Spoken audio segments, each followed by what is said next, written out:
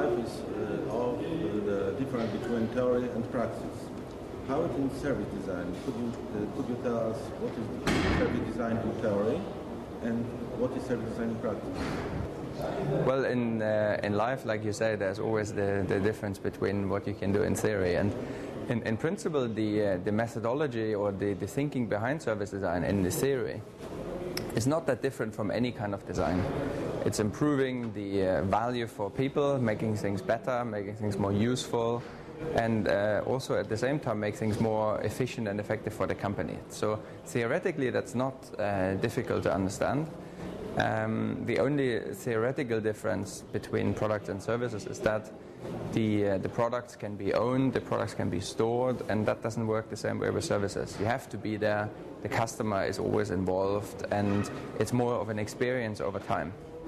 So theoretically what you do is you think in a much more broader way about the different touch points.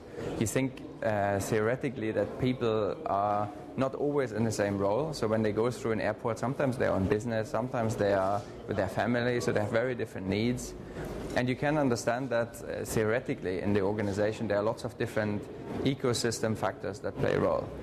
Practically, the key difference is that to be able to actually execute that is a lot more difficult than to think about it, like with everything in life.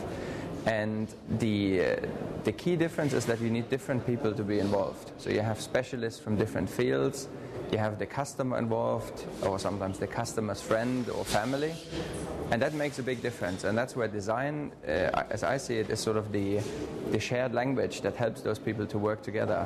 What is the future of service design? We know for us the future design now is, for example, the mobile phone, yes, or the TV.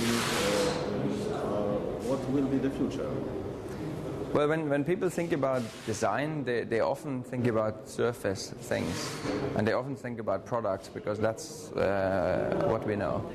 And technology has obviously changed dramatically over the last 10 years or so, so there are lots of new possibilities. And that means that right now, a lot of people are preoccupied understanding the differences. You know, things that haven't been there 5 years ago, you need to understand. And I think the future will be that we understand these things and we put them to better use, to be better for organizations, to be better for customers. And that's where the service design approach will help to kind of create this mutual value. So for example, today, as a very tactical example, a lot of companies think about making iPhone applications because it's a new thing you can do. But not everything you can do, you should do. And oftentimes from the customer perspective, it's actually a lot more useful to have a mobile site rather than an application that you need to download. So it depends, obviously, how many times to use that. So if you understand the user, you can create a better thing. And often you find that creating better things for the customers can be also better for the organization. And that's what service design is all about. The satisfaction for clients. Yes.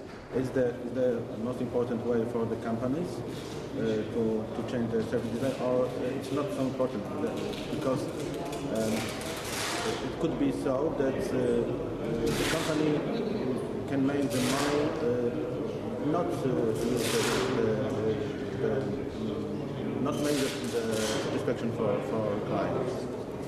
Well, there are very few companies that make money out of not satisfying their customers.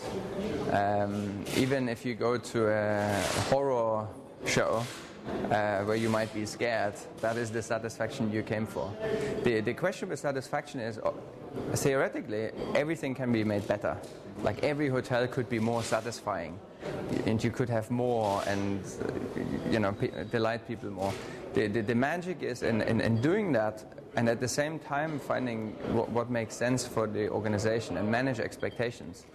And there are very little things that companies can do to make the experience better. And in understanding what people really value, you can focus much more where the satisfaction matters, and also ensure that people really appreciate that, what you do for them. Because oftentimes service is invisible, and people don't notice until something goes wrong. So there are lots of interesting opportunities where it's all about understanding what really matters to people, what people value, what they actually want. And sometimes they don't know yet. So it's not about asking people. It's about collaboration and adding value and finding new ways to innovate. And could you give us an example of service design? We use something everyone use, but don't know that is really well service design. There is no one perfect example for everything, but every company today that is passionate about customers and trying to improve what they offer and find cleverer ways to offer it, you can see these examples, but they happen in pockets.